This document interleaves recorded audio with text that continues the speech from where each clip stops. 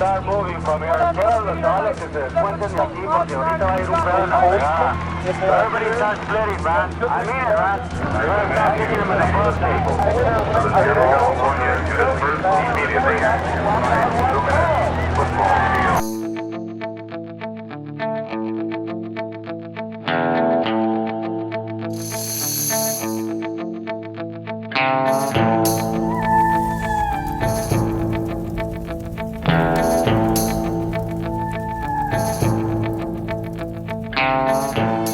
I am banned from teaching Shakespeare's Tempest, yes. Listen, when I went to school, we were taught that Christopher Columbus discovered America, that there were these friendly Native Americans who he worked with, that over time the Europeans came here and made sure that the great American country was built. Obviously things are more complicated than that. Are these the students we are trying to educate with taxpayers' money? I have found that substitute teaching in these areas, most of the Hispanic students do not want to be educated, but rather be gang members and gangsters. They hate America and are determined to reclaim this area for Mexico. In my opinion, if it wasn't for that course, I would have never got that. I mean, I got through 12 years of school. I was a junior in high school before someone actually pushed me to be my best. Tucson, Arizona, where Shakespeare is considered too dangerous for students to read. In 2010, Arizona passed HB 2281, prohibiting public schools from offering classes that promote the overthrow of the federal government, promote resentment towards a race or class of people that is primarily designed for a particular ethnic group or that promotes ethnic solidarity. The law was aimed at dismantling Tucson Unified School District's Mexican-American Studies program. But why? Why did students need to be protected from this program? These kids behave very rudely. As I say, I've been to over 1,000 schools, and kids are normally polite when guest speakers come. I don't believe these kids learned that behavior at home. I believe their parents taught them to be polite. I believe they learned this behavior from the teachers in the Crusade Studies program.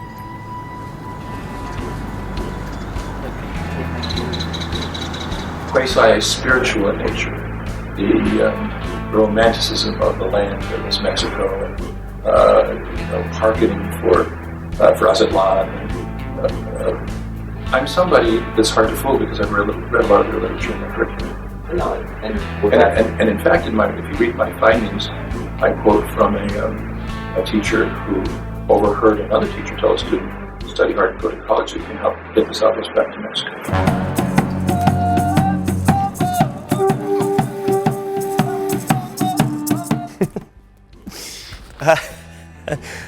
I don't know. I don't know why people react to Aztlán, the concept. Some people call it a myth, some people call it a reality. I don't know why people wouldn't want to just engage. Funny, Mr. Recosta? I think when people are so gets things so twisted about who we are as individuals, I have to laugh. Otherwise, it becomes madness. It's absurd.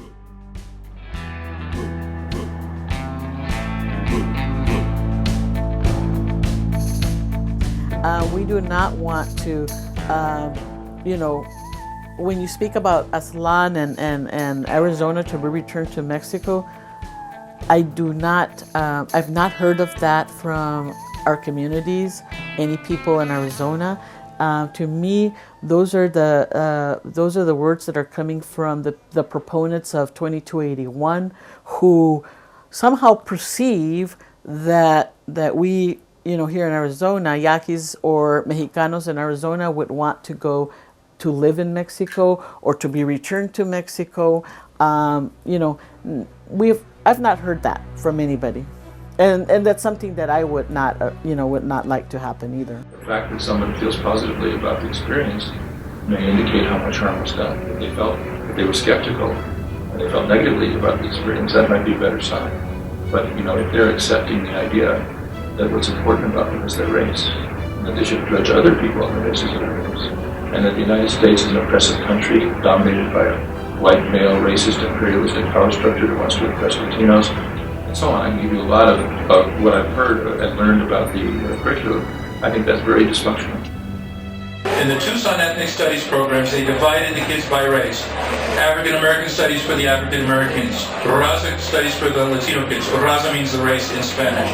Indian studies for the Native American kids, Asian studies for the Asian kids. It just sounds like the old South. And particularly in Raza studies, they taught the kids that the country is dominated by a white, racist, imperialist power structure that is out to oppress them. And one of their textbooks is The Pedagogy of the Oppressed by Paulo Freire, who is a well-known Brazilian Marxist. And I believe, I'll tell you, these kids' parents and grandparents came to this country, most of them legally, because this is the land of opportunity. And they trust their kids to our public schools. And we owe it to them to teach these kids that if they work hard, they can achieve anything they want to, and not to teach them that they're oppressed. According to Arizona State Attorney General Tom Horne, even parents wanted their children pulled from these damaging, terrible classes. I believe very strongly that if you put this question to Latino parents, should your kids be taught this kind of a racist program, or should they be taught the value that is part of the country that they've adopted, that they've come here to adopt, or that their ancestors came here to adopt, that we're all individuals, and that we're judged on the basis of what we know and what we can do in our character and not on the basis of our race? I think the overwhelming majority would agree with me. And I will tell you that there was testimony in the hearing from a woman who was a teacher in the school who put her child in the class thinking it would be beneficial and profoundly regretting having put the child in the class. Were the students militarized? Tú eres mi otro yo. You are my enemy. Si te hago daño a ti, if I do harm to you, me hago daño a mí mismo. I do harm to myself. They think that if we are educated that we're going to take up arms against the white people because we feel so wronged. And in truth, it's just you learn from the mistakes of the past. You learn what your people have suffered through, and it makes you appreciate more what you have. And I think it's just ignorance that they base it on. I think they're fearful that people are really going to be so angry that we're going to attack them, which is just ridiculous. Si te amo y respeto, if I love and respect you, me amo y respeto yo. I love and respect myself. Were Arizona Mexican-American students, parents, and supporters loyal to a mythical homeland, ready to return Arizona to Mexico, or create a separate country altogether called Aztlán? The way I understand Aztlán would be that it's a place where our people find home. And sometimes I think that a lot of people take the things that we talk about too literally. The way I see it, Aztlán would be in my own heart. It would be where we find home in our own selves. So kind of if we discover our own culture and our own people, then we have found that. Because students learn the history of the Mayas, the Olmecas, the Aztecs, the concepts of Aztlán as a promised land, and that Aztlán is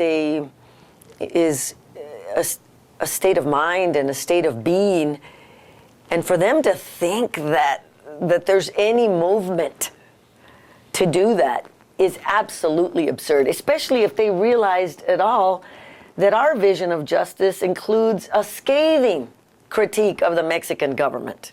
I mean, that's the bottom line too, is that they try to make people fearful. And for somebody in a position of power and importance, such as Tom Horne, to make those kind of statements shows you how absolutely incompetent we are as voters to have allowed somebody in such a responsible position to know nothing, to be so ignorant and to be so harmful.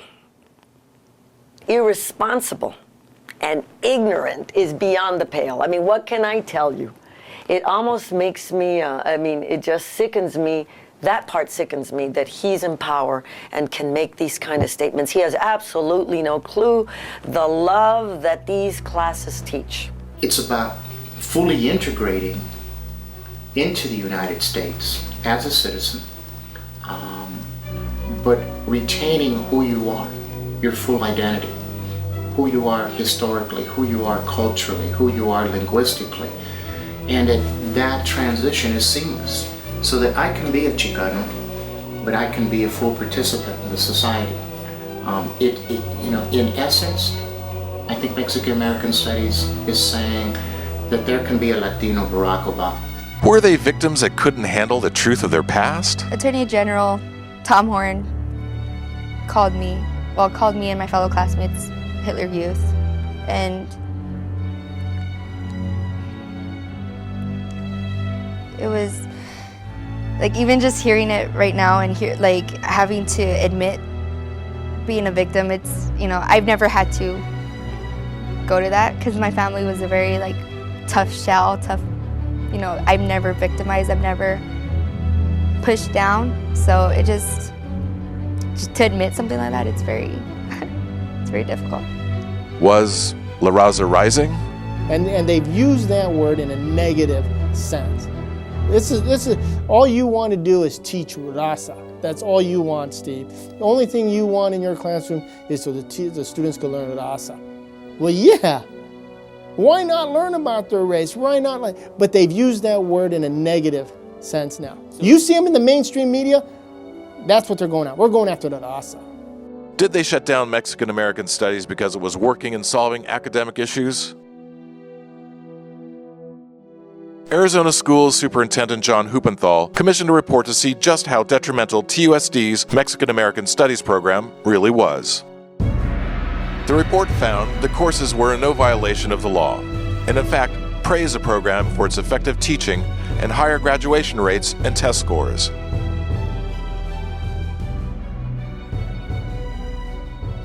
The course effectively turned around the academic performance of many at-risk students.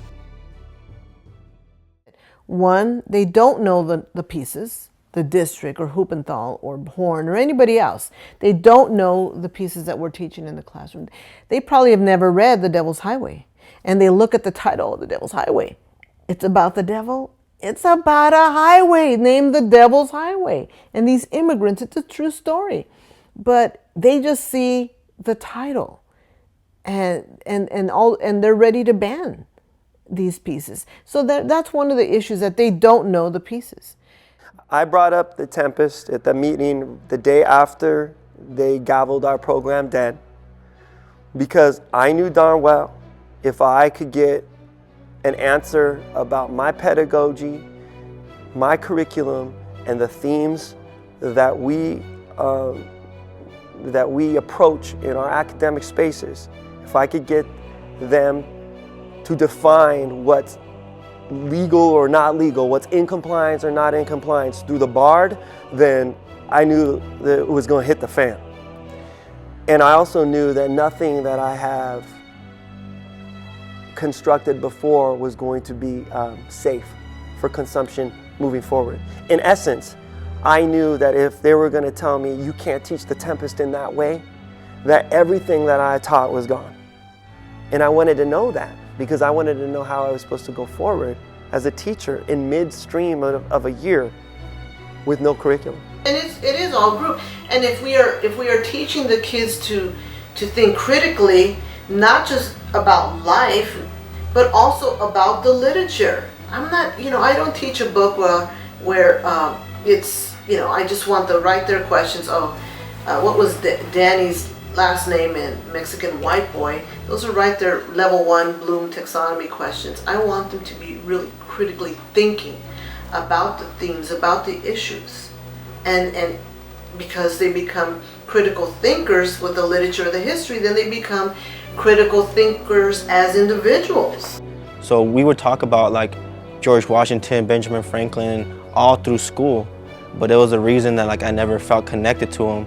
And it wasn't until my junior year when I started learning about these same people and the same individuals, but this time it was through a different perspective. So it kind of made me understand why, I understood why this country and other teachers found it so important for us to know this information.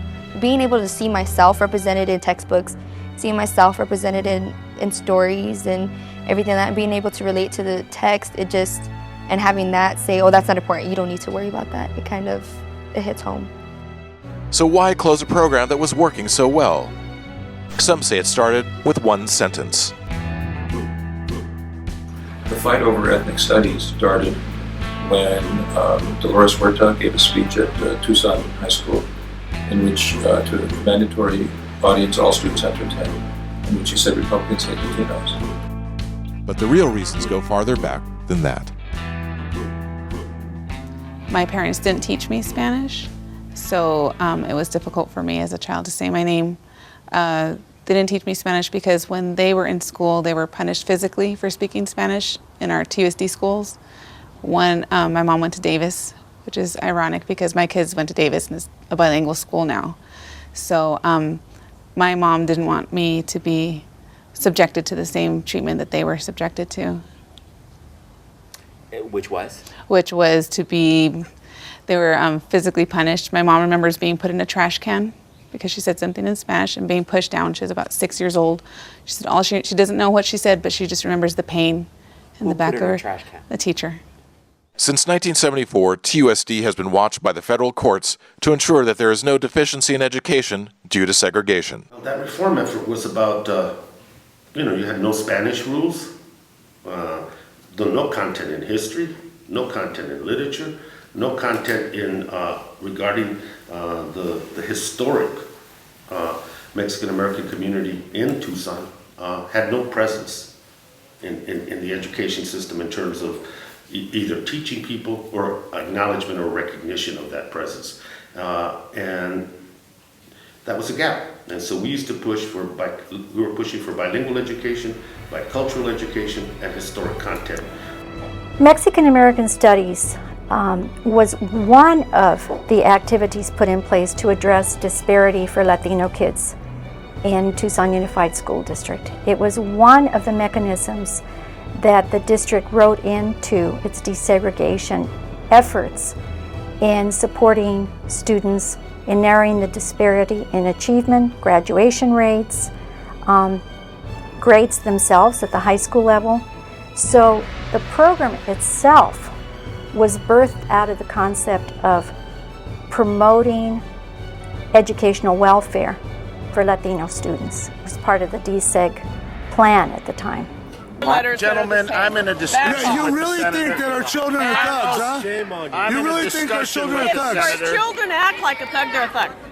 You know what, but why would you say that to our protesters? Why would you say go back to Mexico? I'm in a discussion. Why would you say go back to Mexico? What did your people say to me? You've cut our education budget, our illegal kids. But why do you say go back to Mexico? Why? I said, well, if you want an education that's free, go to Mexico if you're Mexican. You didn't say if you're Mexican, you said go back to Mexico. We have it recorded.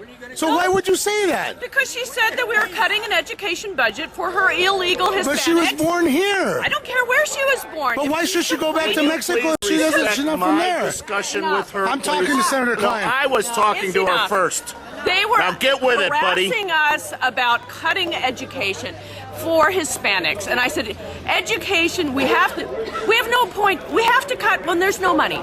But she was complaining that the illegals here were not getting their money. So I said, fine, go back to Mexico and have them educate you if that's what you want. But that's a problem with this country. You can't tell people to go back to Mexico if they're not from Mexico. What happens is that there's a culture war, and it's certainly in our courtrooms. There's those proponents who believe that there is no discrimination and there's no historical remnants of discrimination. But they would certainly they certainly have the myth. They believe in the myth and they espouse the myth that everybody's treated equal. Either schools complied or lost $15 million in funding. We were told that from one day to the next, that we had to get rid of all of these books on the list, even our personal copies on our bookshelf, that they were not allowed in our classroom. To me, if for the district to say that no, they're not banned, they're playing with semantics. And I'll tell you what, if you ever wanted to have an interview where I could dispute that nonsense, I'll make copious notes and do it, because that's ridiculous. I mean, look, to me, the most probable show of Shakespeare's that causes problems with me, having done it 3 times, is The Merchant of Venice, because it's incredibly racist toward Jews.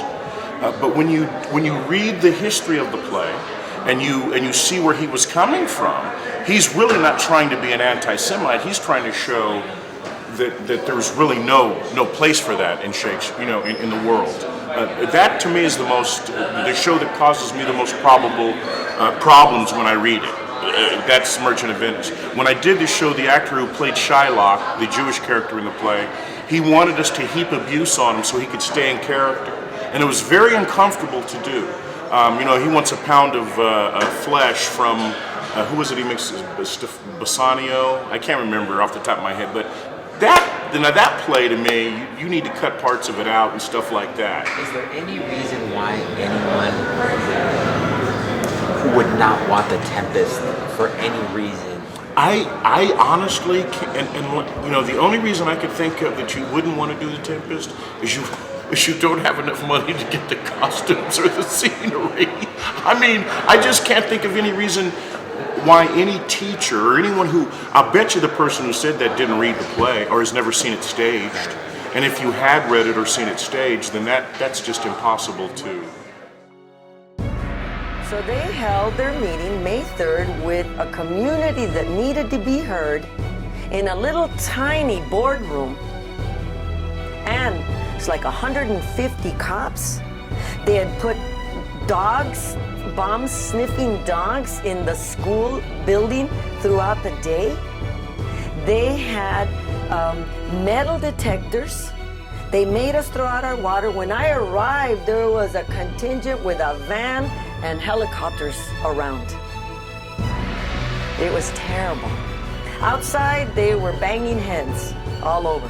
Kids, students, where the cameras weren't. They continue to, I guess you could say, create assumptions to make their statements or their accusations a lot more powerful, and it hurts for adults to say they're for the youth and like they're about the youth, they're for the youth, and they represent the youth, but yet they don't take the time to sit down and talk to the youth and make sure that, that they're on that basic level with us.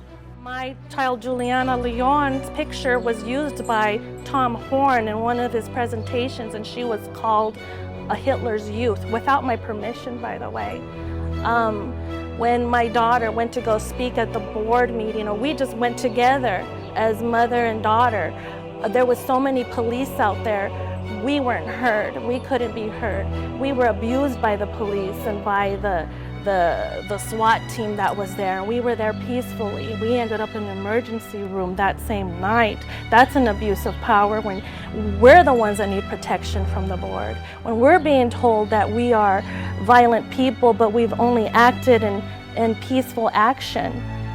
But they're portraying us in that way. That is emotional abuse. When you're manipulating the people in the media around you because you're able to, because you have the money and the power to present a certain people that aren't as wealthy and able to show our side. That's manipulation and abuse.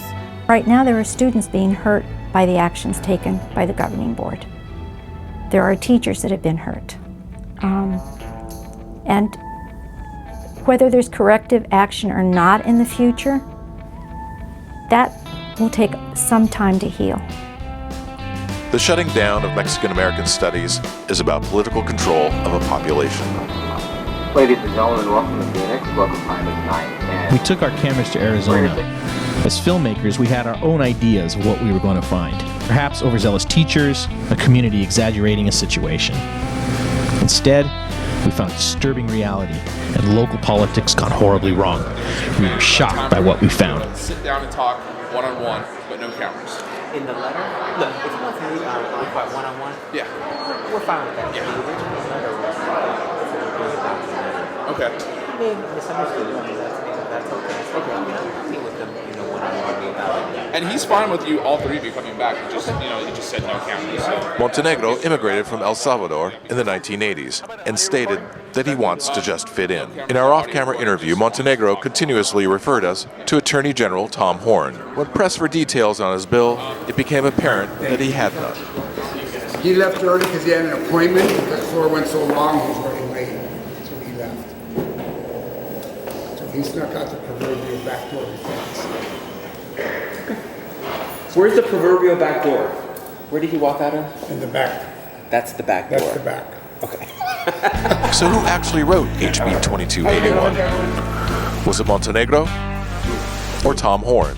You know, you have a 61% Latino population in TUSD. So you have to have your brown folks out there to do your dirty work.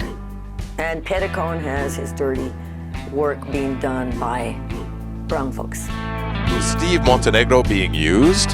For dozens of requests, proponents of HB 2281 refused to speak with us on the record about Mexican American studies. The only proponent to speak on the record was Arizona State Attorney General Tom Horne. And so we went to Tucson to find out why the TUSD school board had chosen not to appeal the decision. And that's where things got interesting. A longtime TUSD board member has unexpectedly died. Judy Burns suffered a heart attack last night. She'd been a member of the governing board since 2001, serving as president in 2009. In October 2011, TUSD board member Judy Burns died from a heart attack, leaving an empty seat on the board. As a strong proponent of Mexican American studies as a crucial strategy to improving the academic outcomes of students, Burns had been a powerful voice. Her passing would seal the fate of the Mexican American Studies program because the appointment process chosen to replace her was at best controversial, at worst a conspiracy. Since the appointment, people have questioned whether Sugiyama, in fact, there's a letter in the Tucson Weekly that you may want to somehow have in this. But since the position was vacated, we now know that Sugiyama and Stegman work in the same department. It's a very small department. Economics, and we don't know whether whether Sugiyama disclosed that to Dr. Arzamanian during his application to fill the position. Pima County Superintendent Linda Arzamanian had two options to fill Burns's position: appointment or election. Dr. Linda Arzamanian appointed a 5-person panel to select the new school board member. The committee was established to vote independently with no internal communication. Through the Freedom of Information Act, we took a look at the applicants. Inside were multiple applicants who were educators, who had spent years in the TUSD system. Instead, the panel appointed Dr. Alex Sugiyama. What did the panel know of Dr. Sugiyama, and when did they know it? Did Dr. Sugiyama go in with an agenda to cut Mexican American studies? Well, he did say on his application that he worked at the University of Arizona. Nobody on the panel knew that he was actually a lecturer in the Department of Economics, where Mark Stegman is a tenured faculty member. Should this conflict of interest have been discussed? Was issue number one. It's issue number one right now for the school district. And now the one guy that's been the most vocal critic on the ethnic studies program is going to be the one to select the replacement of now a former board member. I think it just says volume. It says volumes of the school district and the board's direction. And we were persistent. After 9 months of trying to meet with Mr. Sugiyama and Mr. Stegman, we decided to go visit them at the University of Arizona Economics Department, where they share an office. In his first hour in office, Sugiyama voted with Stegman and Hicks to reappoint Stegman as president of the board, the same board that had voted to remove him from office in August 2011. The alliance was clear. That same hiring panel was under investigation for leaking information during the appointment process. They were told to either stop leaking information or the panel would be dismantled. We had to ask ourselves why. Why wasn't anybody aware of Mr. Sugiyama's connection to Mr. Stegman? How much of a chance did any of those other applicants have? Was it fair and impartial? With Sugiyama on the board as a new swing vote, the board voted to not appeal. Did Dr. Stegman ever have a conversation with Dr. Sugiyama about Mexican American studies? What was the result of that conversation? And that left us asking, to what end? Arizona is famously extreme, but what are they trying to get away with there? They're going to apply their knowledge and become civically engaged. And it's much better to keep that big brown wave all quiet. All of this attack is really political. They know that when Latinos become citizens, when they vote, that the majority of them vote for the Democratic Party. And I spoke to Tom DeLay when he was, well, not him specifically, but as chief of staff, and we're talking about immigration reform, about getting another legalization bill at that time. And he said, well, we don't want these people to be legalized. And I said, why not? He said, because once they become citizens, they're going to vote for the Democratic Party. And my response to him is, well, the Republicans should do more for the Latino community, and I'm sure that they will also vote for the Republicans. The dissolution of TUSD's Mexican-American Studies program has been an attempt to disempower a generation of Americans. Let's be honest. Ethnic studies develops leadership. That's what it does. There's not one Latino legislator that has not gone through a similar program. It develops leadership. And when you start to try to silence that, or you try to eliminate that program, you're now trying to eliminate the leadership of this community. Despite Mr. Horne sticking his head in the sand, there is a significant demographic shift going on in this country. And it is represented primarily by Latinos. In this state, 1 out of every 4 babies that start pre-K and kindergarten are Spanish surnamed. And so there's a shift that's happening, and you have to accept that reality. So why is it important for leadership? Because that is going to be the population that's at the table economically, politically, civically in this country, and certainly in this state. I think we have a group of politicians that will do everything they can to try to silence the largest growing population, not only in the state, but this country, and that's the Mexican-American voice. And they do it by hampering their education. They do it by trying to hamper their constitutional rights of free speech, of assembly. That's what they're targeting. We don't like what's being taught in the classroom. We don't like the message. We don't agree with what happened in the past. So we're going to do what we can to try to squash that, to silence that segment, that growing population. 2281 is unconstitutional. A lot of the things that they've done in the school board are unconstitutional. Remember, Tucson is under a court order to desegregate. It had been in non-compliance for over 35 years.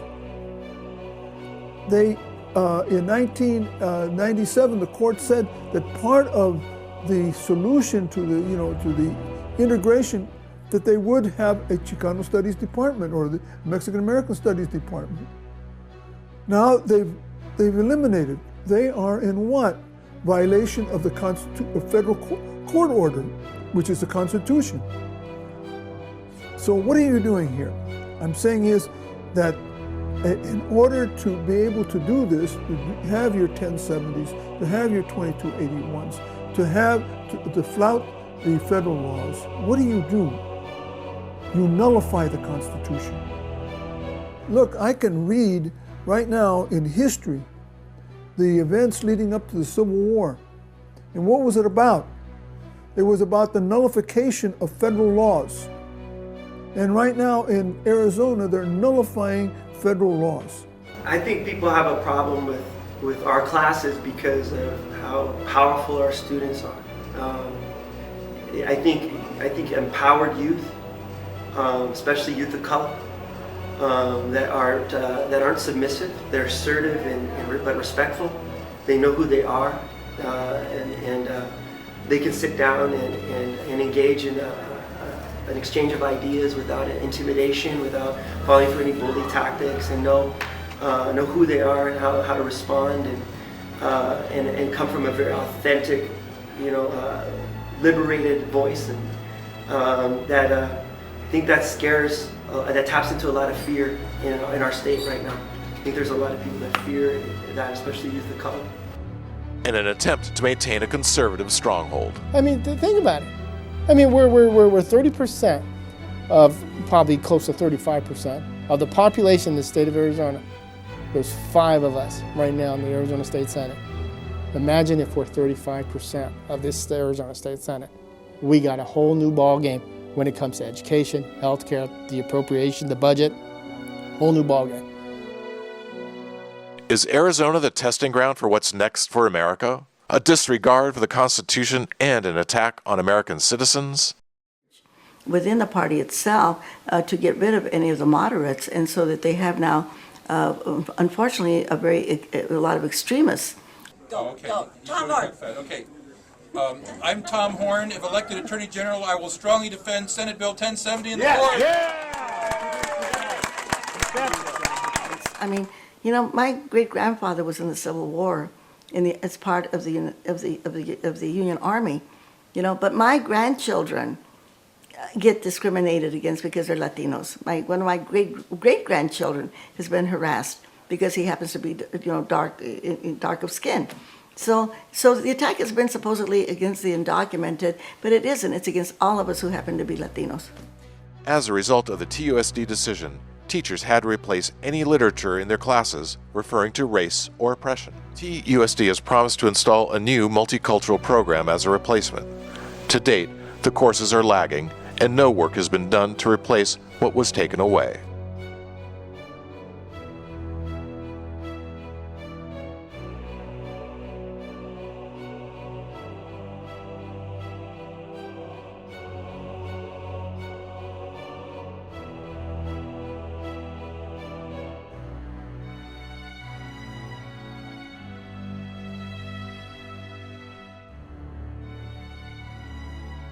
What the Mexican American Studies program has done in TUSD, and it's shown great strides in all of its statistical review of the program, is that students gain academically, they gain culturally. There's no disadvantage anywhere in the program. There's not one single disadvantage.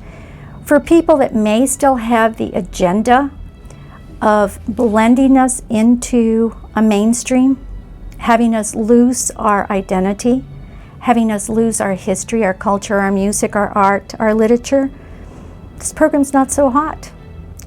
But for people that look at America more as a salad bowl with individuality, and that's what America was founded on, was the whole concept of individuality, then this program is American. It's as American as it can get. I believe that we're protected on paper. I believe that our Constitution protects Latinos, protects us. I am not sure that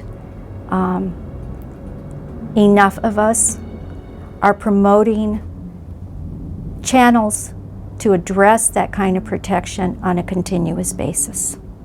And that's why I continue to be involved in the desegregation issue in Tucson Unified School District. Included, or Pierce or Arpaio grew up, you know, being anti-immigrant, anti-Mexican, and then they've changed, you know, Arizona. No, these guys are all bit actors. We've created conditions. We've allowed conditions to grow and grow so that the media didn't have to, you know, resort for 10 years to taking all the quotes from vigilantes and Minutemen and stuff. They don't have to anymore. Because why? Because we've elected them. And these guys are a dime a dozen. They're out there. They all want a political career. So they're bit players. You can knock them all off. There's somebody else trying to be there. So, you know, that's what Tom Horne is. And Tom Horne is a disgraced attorney. He was, I don't know why that wasn't used in an ad against him, but he's banned from the SEC for unethical behavior and violations and such. So that he's now our Attorney General is a pretty, you know, frightful thing. Can you go a little more into that? If Tom Horne can use the myth of Aztlán that few, if any, know about to outlaw books, are all Americans at risk to the quirks of politicians in their states that threaten our constitutional rights?